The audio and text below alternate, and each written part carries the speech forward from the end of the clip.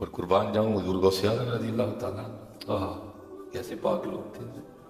وہ لکھا ہے میں نے پڑھا ہے کہ حضور غوث اعظم رضی اللہ تعالیٰ عنہ وہ آپ کہیں تشریف لے جا رہے تھے اور یہ دنیا ترستی تھی حضرت کے چہرے کی زیارت ہی ہو جائے.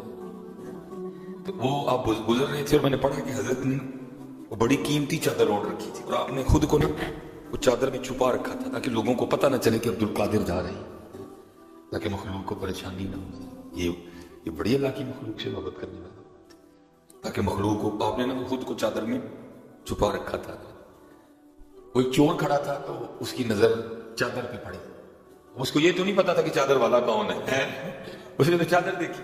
انہوں نے کہا لے بھائی یہ چادر ہو لوا جڑا بھی کوئی ہے چنگے پیسے کٹھے ہو جانے. تب کپڑے بھی چوری ہوتے تھے, دور کچھ اس طرح کا تھا.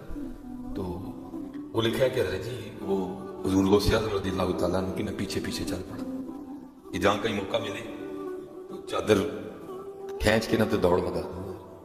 اب وہ اس کو موقع مل گیا وہ آگے دوڑنے کے لیے وہ تھوڑی جگہ ہوگی. لکھا اس نے حضور غوث پاک کی چادر کو ہاتھ ڈال کے نہ کھینچا. کتنے پاک لوگ تھے. اسی وقت حضور غوث پاک نے اوپر عرضی پیش کر دی.